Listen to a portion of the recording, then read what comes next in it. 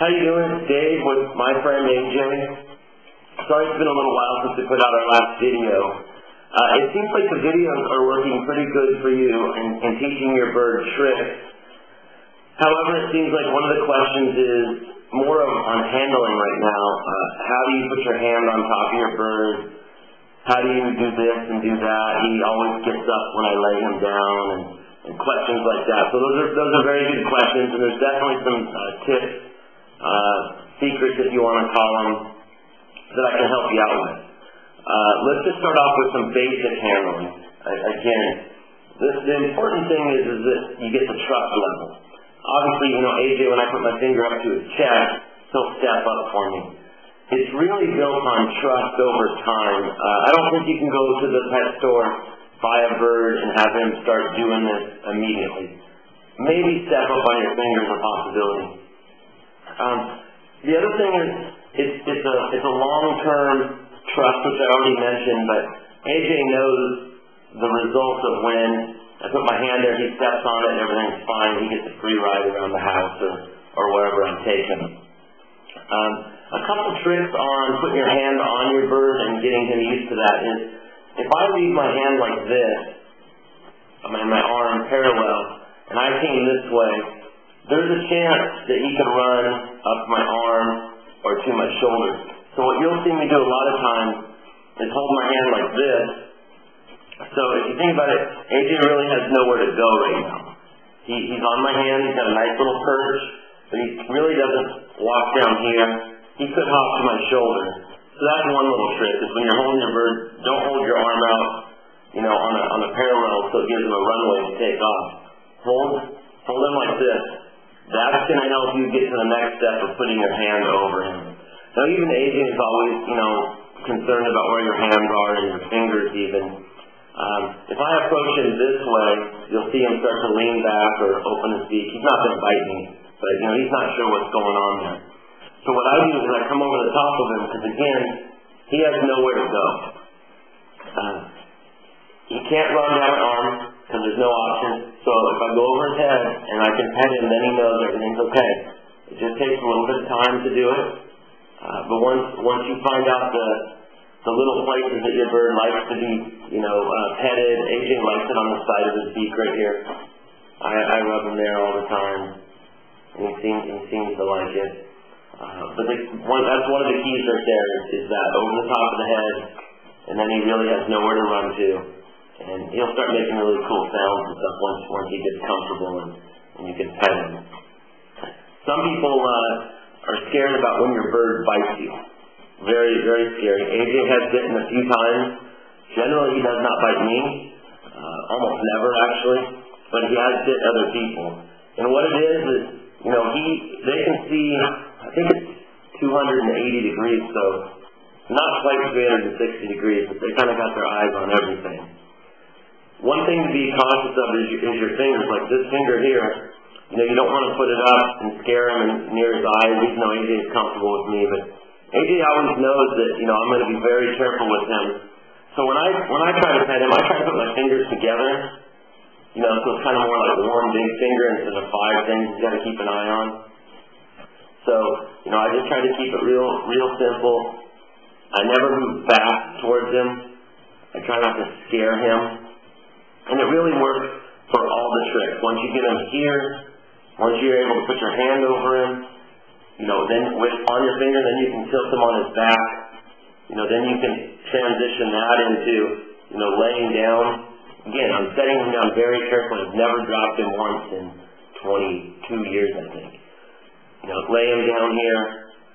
We already did the play dead trick in a different episode, but, once AJ starts to trust you, he really just wants to have fun, or once your bird starts to trust you, they just want to have fun too, just like you and I. So they want to play and goof around and eat stuff and chew on things and all those fun things. So anyway, just on handling, it's just really some simple stuff about knowing where he wants to go. I know that if I put my hand down like this and, maybe AJ won't because he wants to know what I'm doing, but, he'll run up here and sit up on my shoulder. You just try to eliminate as many of those. Another thing really is try to look and see what your bird does as far as maybe some of his own behaviors. If you notice that you do certain things that they like or he or she likes, meaning, I don't know, if you put your finger on the ground and they run over and hop on it, use that as your cue for him to hop up or her to hop up. If you're laying your bird down and every time you pull your hands away, your bird just pops up, then what you want to do is just be real gentle and just hold him down, not hold him down, but put him in the right position and just gently take him. You know, I can hold him here right in this position. He knows I don't want him to move. And he's just going to lay there. And he might talk or tell me to stop so he can get up or who knows. And then you just work on that. And then if you slowly release, he may stand it. And if your bird hops up like that, then you just do it again. You just put him down. And I use a couple different things. AJ, play dead. Play dead. Stay there. Play dead. Play dead.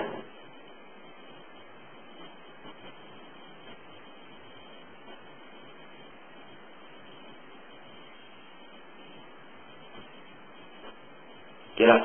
Good boy. Good bird. Yeah, very good.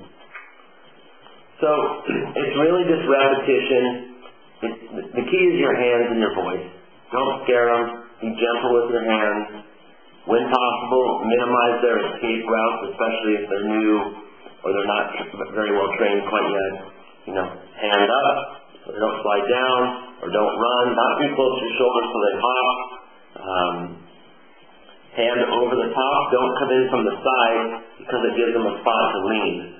Don't come in the front. You lean back. You go right on the top because the only way they can do it is duck down. That's what you want. When you duck down, you can put your hand right over the top of them. And then you can pet them, and now you have kind of control of your bird. When you do this, and this is where you can start to get closer to your bird. I can bring him up to my face. He's not going to bite me. But I also have control in case he flaps his wings or gets scared, so nothing's going to happen. So, that's an important factor too. Pretty much here I have control. I have his feet, I have his head, and I have both wings. And he's fine with it because we've done it a million times, and I think that's probably the ultimate lesson, is just do it over and over and over. And once you reward them, I reward them, as I mentioned in the earlier videos, with love. And, not just with treats, but 15 minutes of training time, then let's go play with, whatever. I just let him go chew on my car keys or run around in his cage or run around on the floor and chew on my shoelaces or whatever he wants to do, basically. So nice, short, good training sessions, 10, 15 minutes, maybe 30 minutes if he's paying attention, and then we'll move on to something else. So anyway, last thing is Facebook. We do want to try to get to 1 million Facebook friends. I think we have maybe nearing a couple hundred right now, so we're a long ways away. We have a couple TV shows coming up. We've been contacted by PBS and Nova Science. They're doing a show on some of the world's smartest animals, and chosen AJ as one of them. We also have a TV show coming this next week from London to film him, and it will air over in London on primetime TV. So that'll be fun, and that should help us out with our Facebook membership globally also. So anyway, hope today helped. Definitely send your feedback, and we'll talk to you soon. Thank you.